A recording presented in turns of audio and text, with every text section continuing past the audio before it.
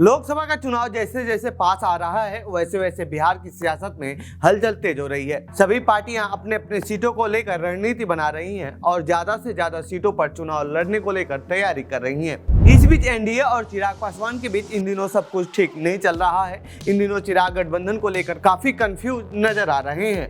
लगता है एनडीए में उनके मुताबिक उन्हें लोकसभा की सीटें नहीं मिल रही हैं। तभी तो उन्हें एक जनसभा में ये कहना पड़ा कि मेरा गठबंधन किसी पार्टी के साथ नहीं बल्कि बिहार की जनता के साथ है। तो वहीं चिराग इन दिनों बिहार के ऐसे नेता बन गए हैं जिन्हें हर कोई अपने गठबंधन में शामिल करने की कोशिश कर रहा है। ऐसे में इंडिया गठबंधन भी उनके मनपसंद सीट का ऑफर दे रही है, लेकिन अब तक कुछ फैसला नहीं हो सका है। अब सवाल ये है कि किसके साथ गठबंधन कर सकते हैं चिराग, एनडीए से क्यों नाराज चल रहे हैं चिराग, इंडिया ने उनको क्या ऑफर किया है। तो आइए जानते हैं इस रिपोर्ट में इन्हीं सभी सवालों के जवाब। चिराग को कितने सीटों का मिल रहा है ऑफर। बिहार की राजनीति हमेशा से जाति पर आधारित रही है। यहाँ चुनाव से पहले जातियों के आधार पर समीकरण साधे जाते हैं। यही वजह है कि इन दिनों चिराग पासवान ज्यादा चर्चा में है। नीतीश कुमार के एनडीए में जाने से पहले चिराग बीजेपी के लिए बिहार में महत्वपूर्ण और मजबूत नेता थे। नीतीश के जाने के बाद एनडीए में सीटों को लेकर खींचतान बढ़ गई है। बीजेपी चिराग को 2 से 6 सीट ऑफर कर सकती है। हालांकि चिराग इससे ज्यादा सीटों की मांग कर रहे हैं। तो वहीं इंडी गठबंधन के नेता तेजस्वी यादव ने चिराग पासवान को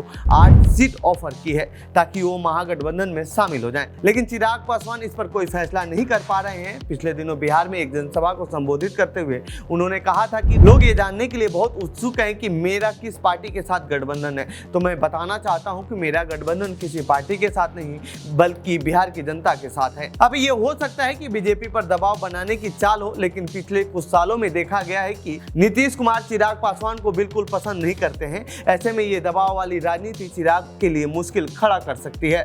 बिहार में चिराग की क्यों जरूरत है इंडिया और एनडीए को। दरअसल 2019 के लोकसभा चुनाव में एलजेपी, जेडीयू और बीजेपी ने साथ में लोकसभा का चुनाव लड़ा। एलजेपी इस चुनाव में 6 सीटों पर अपने प्रत्याशी उतारे थे और 6 सीटों पर जीत भी दर्ज की थी। लेकिन साल 2020 में रामविलास पासवान के निधन के बाद एलजेपी टूट गई और उनके चाचा पशुपति पारस अलग हो गए।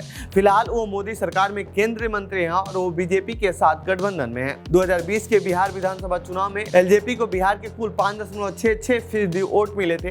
तो वहीं जहां पर चिराग पासवान ने उम्मीदवार उतारे थे वहां उसे कुल वैध वोटों का 10.26% मत प्राप्त हुआ था। वहीं गठबंधन में बीजेपी को 19.46% वोट मिले थे जबकि जेडीयू को 15.39% वोट मिले थे। इन आंकड़ों से साफ है कि चिराग पासवान की पार्टी एलजेपी का प्रभाव 2020 के विधानसभा चुनाव में निर्णायक रहा था। यही कारण है कि बीजेपी किसी भी कीमत पर चिराग को छोड़ना नहीं चाहती है। दूसरी ओर आरजेडी चाहती है कि अगर 2-4 सीट अधिक भी देना पड़े तो चिराग को देकर महागठबंधन का हिस्सा बना लिया जाए ताकि एनडीए को नुकसान पहुंचाया जा सके। चिराग बनाम नीतीश क्यों हुआ। बिहार विधानसभा चुनाव के दौरान सीट बंटवारे में विवाद की वजह से चिराग एनडीए से अलग हो गए थे और अकेले अपने दम पर चुनाव लड़ा था और 135 उम्मीदवार उतारे थे। इनमें से 110 की जमानत जब्त हो गई थी और केवल एक ही कैंडिडेट चुनाव जीत पाया था। लेकिन चिराग के 24 उम्मीदवारों ने नीतीश कुमार की पार्टी जेडीयू को इतना चोट पहुंचाया कि आज तक वह उभर नहीं पाई है। हालांकि बाद में एलजेपी के अंदर ही फूट पड़ गई। पार्टी 2 धड़ों में बट गई।